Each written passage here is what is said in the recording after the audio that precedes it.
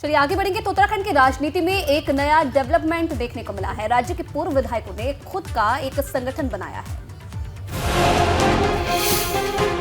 विरोधी दल भाजपा, कांग्रेस और उत्तराखंड क्रांति दल के पूर्व विधायक शामिल हैं, जिसका अध्यक्ष भाजपा के पूर्व विधायक लखीराम जोशी को बनाया गया। लखीराम जोशी त्रिवेंद्र सरकार में कई मुद्दों को लेकर मोर्चा खोल चुके थे। सबका इसमें सहयोग और इसमें सुझाव लेकर के हम लोग जो है प्रदेश हित में जो भी उचित होगा वो कार्य करेंगे। और इसमें कोई राजनीतिक मंच नहीं है, एक प्रकार से हमने सभी पूर्व विधायकों को एक साथ आकर के और प्रदेश की विकास में अपनी सहभागिता सुनिश्चित करने के लिए हमने ये प्रयास किया है। हालांकि भाजपा ने इशारा कर दिया है कि पार्टी संगठन के दायरे में रहकर पार्टी के कार्यकर्ताओं को काम करना होता है। कहा गया कि विधायक अपने अधिकारों के लिए एक संगठन बनाएंगे और अपनी सुविधाओं के लिए लड़ेंगे, तो मैं समझता हूं कि इसमें विधायकों को पुनर्विचार। उत्तराखंड के राजनीतिक इतिहास में पहली बार पूर्व विधायक इस तरह एकजुटता दिखा रहे हैं। खास बात यह है कि इसमें बीजेपी और कांग्रेस दोनों ही दलों कुछ पूर्व विधायक शामिल हैं। संगठन में शामिल विधायकों का कहना है कि वो संगठित होकर सरकार को सुझाव देने का काम करेंगे, लेकिन राजनीतिक गलियारे में इस तरह तरह के सियासी अर्थ निकाले जा रहे हैं और उत्तराखंड में सियासी हलचल बढ़ गई है। इधर उत्तरकाशी में एकमात्र दृष्टिबाधित छात्रावास के छात्रों को मजबूरन पढ़ाई की बजाय प्रदर्शन करना पड़ रहा है और इसकी वजह है उनकी मांगों की अनदेखी। हम किसी से कम नहीं, सक्षम हैं, अक्षम नहीं जैसे स्लोगन लिखी तख्तियों के साथ छात्रों ने प्रदर्शन किया। अपने भविष्य की चिंता को लेकर बड़ी संख्या में छात्र धरने पर बैठे। विद्यालय के टीचर और कुछ अभिभावक भी छात्रों के इस आंदोलन में उनके साथ हैं। दरअसल तुनालका में मौजूद दृष्टिबाधित छात्रावास पिछले 15 सालों से संचालित है, जिसमें सरकार की तरफ से बच्चों की देखभाल और शिक्षा के लिए अनुदान मिलता रहा था, लेकिन पिछले 2 सालों से विद्यालय को कोई अनुदान नहीं मिला, जिससे विद्यालय पर आर्थिक संकट है। क्यों इस प्रकार का दुख दिया जा रहा है? जब पढ़ने का अधिकार देखने वाले बच्चों का है तो हमारा क्यों नहीं? हमारी पढ़ाई क्यों रुकाई जा रही है? बड़कोट के इस स्कूल में अनुदान न आने से विद्यालय समिति करीब 16 लाख के कर्ज में आ गया है। लिहाजा छात्रों की मांग है कि सरकार उनकी समस्या जल्द से जल्द दूर करे। प्रदर्शन को देखते हुए प्रशासन ने समस्या के निदान का भरोसा दिलाया है। इनके द्वारा एक ज्ञापन प्रस्तुत किया गया, वो पूर्व में उच्च अधिकारियों को भेजा गया है। आर्थिक सहायता चाह रहे हैं, तो हमने जो है माननीय मुख्यमंत्री राहत कोष के लिए जो है प्रस्तावित कर दिया है। और यूपी में अब आगरा, गाजियाबाद और प्रयागराज में भी पुलिस कमिश्नर प्रणाली लागू कर दी गई है। सीएम योगी के सरकारी आवास पर सुबह 10 बजे हुई कैबिनेट बैठक में इस प्रस्ताव को मंजूरी दे दी गई। सबसे पहले लखनऊ और नोएडा में पुलिस कमिश्नर प्रणाली लागू की गई थी। इसके बाद कानपुर और वाराणसी में इसे लागू किया गया। अब यूपी के 7 जिलों में पुलिस कमिश्नर प्रणाली लागू होगी।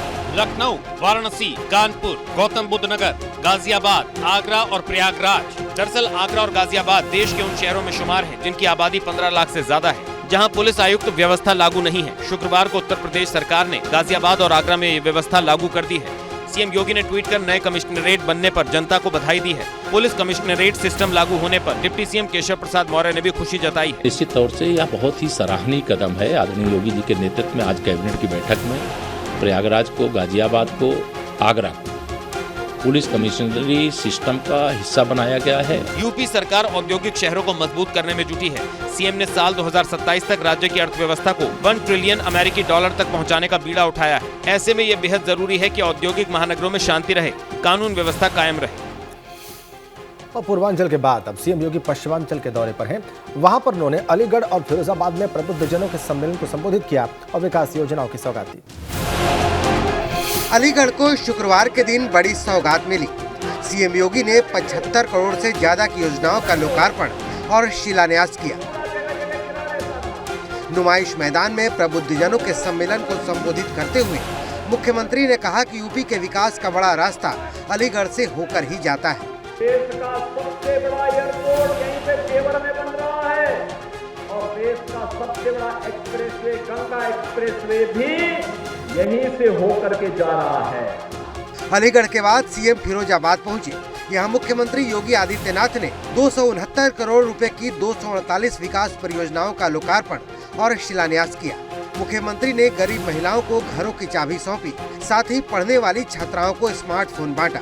केंद्र और प्रदेश की योजनाओं का जिक्र करते हुए सीएम ने कहा कि इन योजनाओं का लाभ समाज के सभी वर्ग और तबके तक बिना किसी भेदभाव के पहुंच रहा है।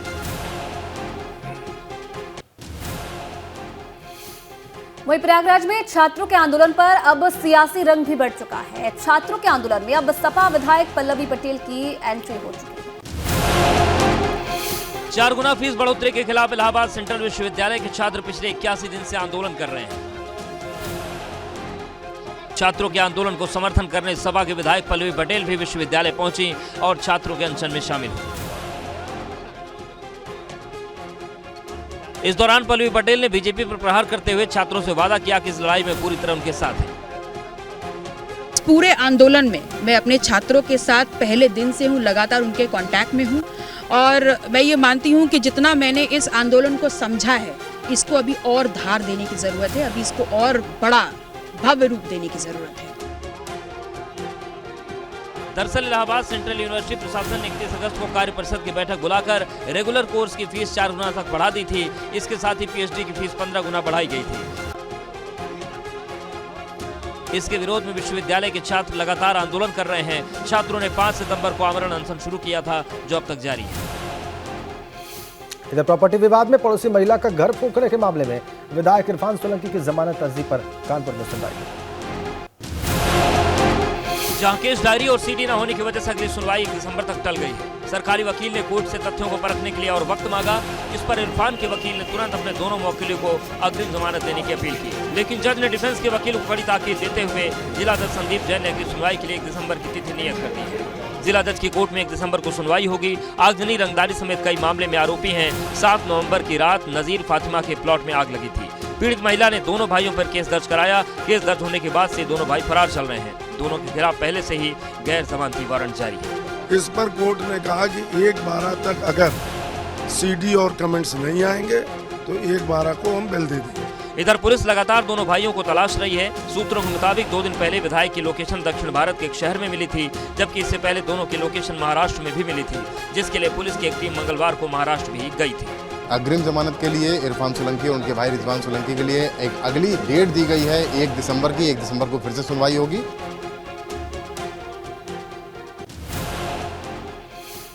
और इसी के साथ फिलहाल इस बुलेटिन में इतना ही।